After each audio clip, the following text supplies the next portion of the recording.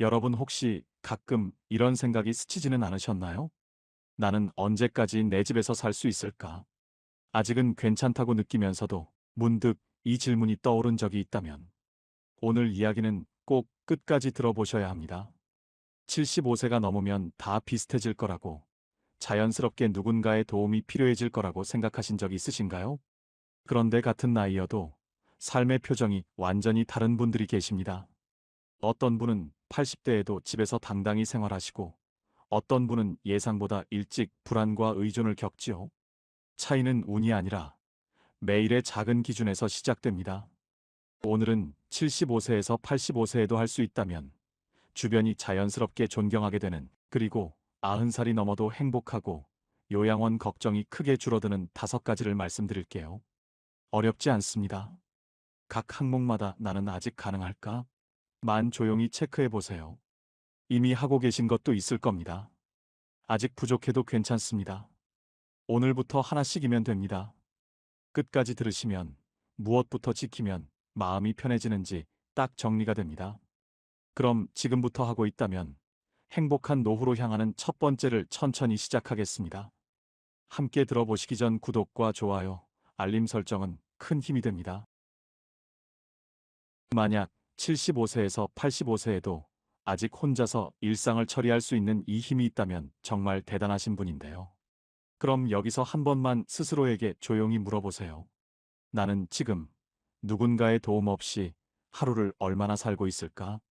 이 질문에 선뜻 답이 떠오르지 않는다면 지금부터의 이야기가 더 중요해집니다. 왜냐하면 노후의 불안은 어느 날 갑자기 시작되지 않기 때문입니다. 아주 사소한 변화 하나에서 시작됩니다. 그리고 그 첫 번째 신호는 의외로 손에서 나타납니다. 이 나이에 무엇을 잘한다는 말보다 무엇을 혼자서 할 수 있느냐가 더 중요해집니다. 손의 힘은 대단한 기술을 말하지 않습니다. 아주 사소한 일상에서 드러납니다. 문을 열고 물건을 짚고 필요한 것을 제때 처리하는 힘 말이죠. 이런 순간들이 쌓여 하루의 리듬을 만듭니다. 누군가를 부르지 않아도 되는 시간, 미안하다는 말을 꺼내지 않아도 되는 순간이 늘어날수록 마음은 한결 편안해집니다. 손에 힘이 남아있는 분들은 표정부터 다릅니다. 급하지 않고 부탁을 준비하지도 않습니다. 필요한 일을 스스로 해낼 수 있다는 감각이 생활 전반을 안정시키기 때문이죠. 반대로 작은 도움을 자주 요청하게 되면 몸보다 마음이 먼저 움츠러듭니다. 오늘도 괜찮을까? 내일은 더 어려워지지 않을까 하는 생각이 고개를 들지요. 여기서 잠깐만 멈춰서 생각해 보세요. 이 이야기가 불편하게 느껴지신다면 그건 나쁘다는 신호가 아닙니다. 오히려 지금 이 순간에도 스스로를 점검하고 계시다는 뜻입니다. 사실 많은 분들이 이 단계에서 애써 넘겨버립니다. 아직 괜찮아. 다들 이 나이면 그렇지. 이렇게 마음속으로 덮어두죠. 하지만 노후의 차이는 바로 이 덮어두는 순간부터 벌어지기 시작합니다. 지금 들으면서 그래도 나는 아직 할 수 있네 라고 느끼셨다면 그건 생각보다 큰 자산입니다. 그리고 아직 확신이 서지 않으셔도 괜찮습니다. 중요한 건 오늘 처음으로 이 기준을 알게 되셨다는 사실입니다. 중요한 건 비교가 아닙니다.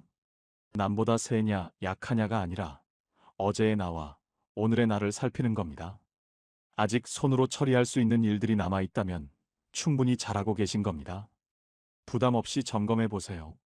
하루에 몇 번 스스로 해결하는 순간이 있는지, 그 횟수가 유지되는 한 생활의 주도권은 여전히 여러분 손에 있습니다.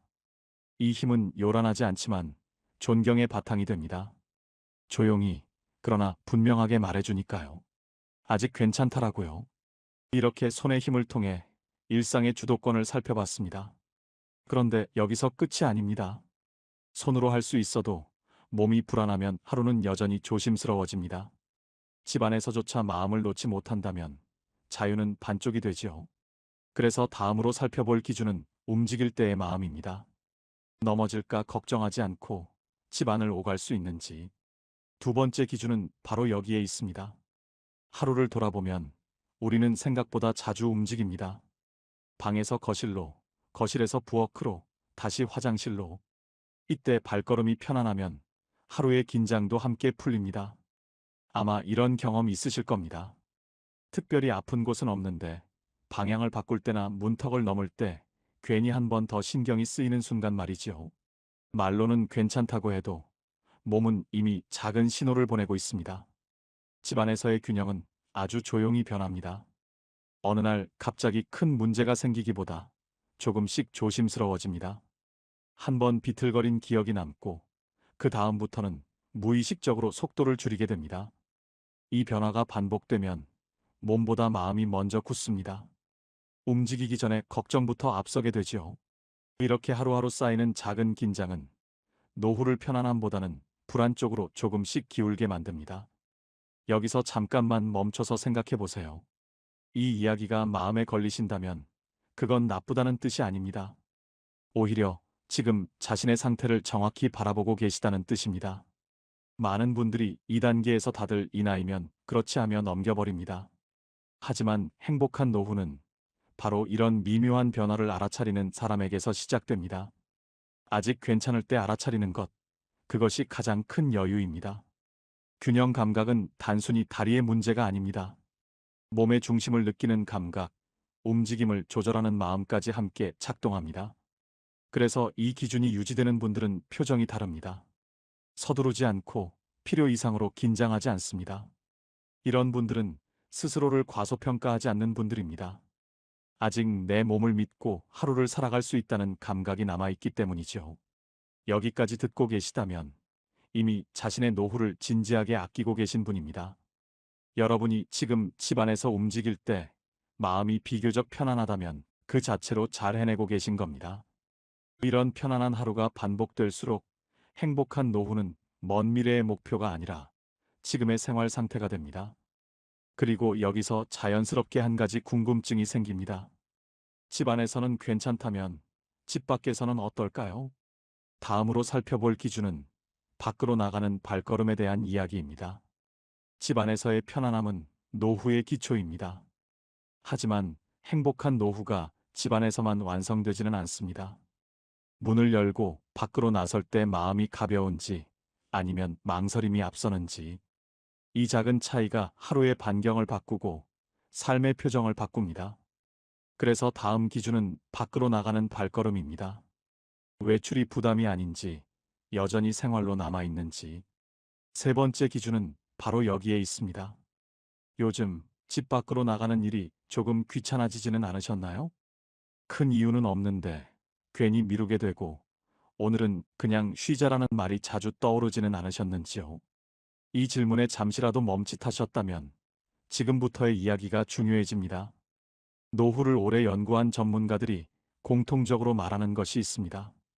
행복한 노후를 보내는 분들은 특별한 취미나 대단한 계획보다 아주 사소한 한 가지를 끝까지 놓지 않는다는 점입니다. 바로 밖으로 나가는 발걸음입니다. 이 차이는 아주 조용히 시작됩니다. 어느 날부터 외출을 선택이 아니라 결심으로 해야 하는 순간이 옵니다. 신발을 신기 전에 이유를 떠올리고 문을 열기 전에 잠시 멈추게 되죠. 이때 많은 분들이 이렇게 생각합니다. 이 나이에 굳이 나갈 필요 있나? 하지만 바로 이 생각이 하루의 반경을 조금씩 줄이기 시작합니다. 걷는다는 건 단순한 이동이 아닙니다.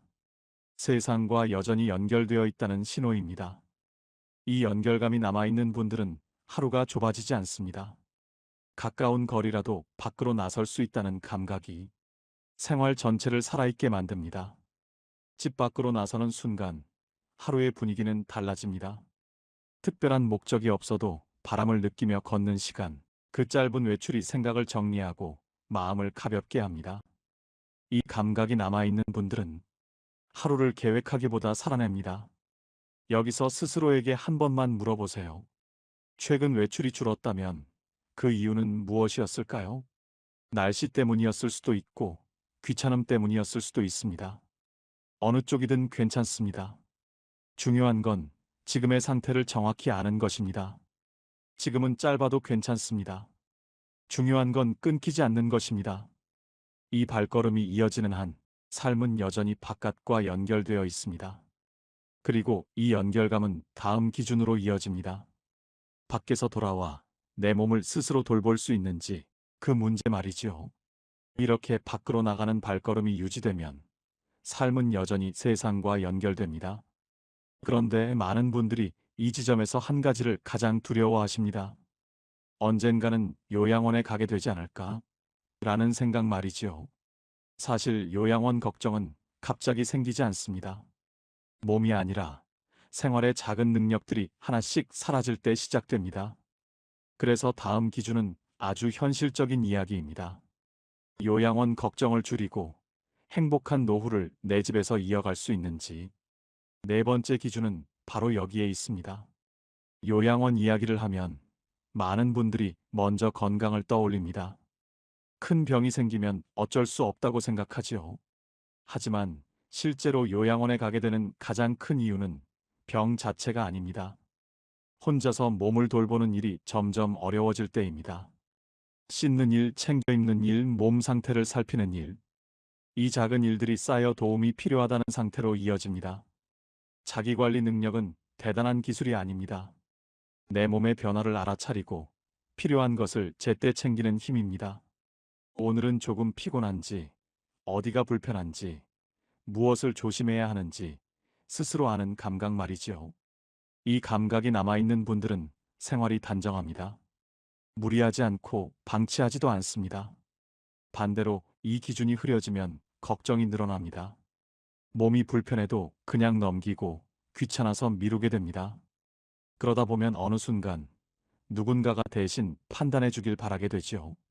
이때부터 요양원에 대한 두려움이 현실적인 걱정으로 다가옵니다. 여기서 중요한 점이 있습니다.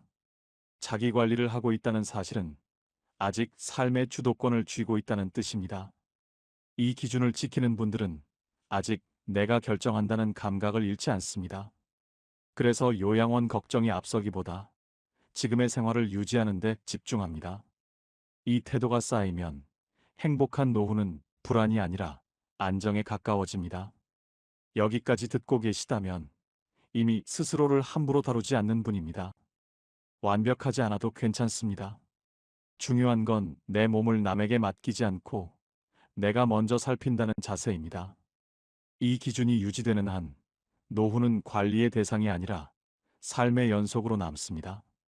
그리고 여기서 한 가지 더 남습니다. 몸을 돌보고 생활을 지키고 있다면 마음은 어떨까요? 마지막 기준은 가장 조용하지만 가장 큰 차이를 만드는 이야기입니다. 다음으로 이어가겠습니다. 이렇게 몸을 스스로 돌보고 생활의 주도권을 지키고 있다면 노후의 큰 걱정 하나는 분명히 줄어듭니다. 하지만 많은 분들이 이렇게 말씀하십니다. 몸은 아직 괜찮은데 마음이 자꾸 약해져요. 사실 노후를 가장 힘들게 만드는 건 몸보다 마음일지도 모릅니다. 그래서 마지막 기준은 눈에 보이지 않지만 행복한 노후를 결정짓는 가장 중요한 이야기입니다. 다섯 번째 기준은 마음의 태도에 관한 것입니다. 노후에 가장 조용히 그러나 크게 작용하는 것이 하나 있습니다. 바로 스스로를 어떻게 바라보느냐입니다. 같은 상황에서도 어떤 분은 이 나이에 이 정도면 괜찮지라고 말하고 어떤 분은 이제 나는 끝이지라고 생각합니다. 이 차이가 쌓이면 삶의 무게는 전혀 다르게 느껴집니다. 마음이 먼저 무너지면 몸은 그 뒤를 따라옵니다. 아직 할 수 있는 일이 남아 있어도 나이 들었으니까라는 말로 스스로 선을 긋게 됩니다. 이 선이 하나둘 늘어나면 삶은 점점 줄어들지요. 반대로 스스로를 아직 괜찮은 사람으로 여기는 분들은 다릅니다. 완벽하지 않아도 느려도 여전히 삶에 참여하고 있다는 감각을 잃지 않습니다. 여기서 중요한 점이 하나 있습니다. 이 마음은 타고나는 성격이 아니라 매일의 선택이라는 사실입니다. 아침에 일어나 오늘도 해볼 만하다고 생각하는지 아니면 또 하루 버텨야지라고 생각하는지 이 작은 차이가 하루의 표정을 바꾸고 그 하루들이 모여 노후의 분위기를 만듭니다. 행복한 노후를 보내는 분들은 공통점이 있습니다. 자신을 불쌍하게 여기지 않습니다.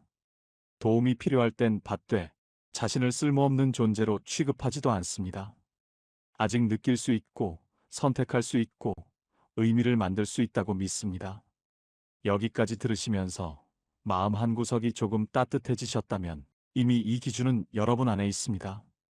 지금까지 잘 살아오셨고 앞으로도 충분히 괜찮을 수 있다는 감각 말이죠. 이 감각이 유지되는 한 노후는 두려움의 시간이 아니라 정리되고 편안해지고 스스로를 존중하는 시간이 됩니다. 이 다섯 번째 기준은 다른 모든 기준을 묶어줍니다. 몸을 돌보게 만들고 생활을 지키게 하고 요양원 걱정보다 오늘을 살게 합니다. 그래서 이 마음이 남아있는 분들은 90살이 넘어도 삶을 포기하지 않습니다. 그리고 그런 분들의 노후는 조용하지만 분명히 행복한 노후입니다. 이 다섯 가지를 지키는 사람은 왜 요양원을 크게 걱정하지 않는 걸까요? 요양원 이야기가 나오면 많은 분들이 마음부터 무거워집니다. 언젠가는 가야 하는 곳이라고 체념하듯 말하기도 하지요. 하지만 실제로 노년을 오래 지켜본 사람들은 조금 다르게 말합니다. 요양원에 대한 걱정은 어느 날 갑자기 생기는 게 아니라고요. 그 걱정은 병보다 먼저 생활의 작은 균형이 무너질 때 시작된다고 말합니다. 요양원이 필요해지는 진짜 이유는 생각보다 단순합니다. 큰 병 하나 때문이 아니라 혼자서 처리하던 일들이 하나둘 어려워질 때입니다.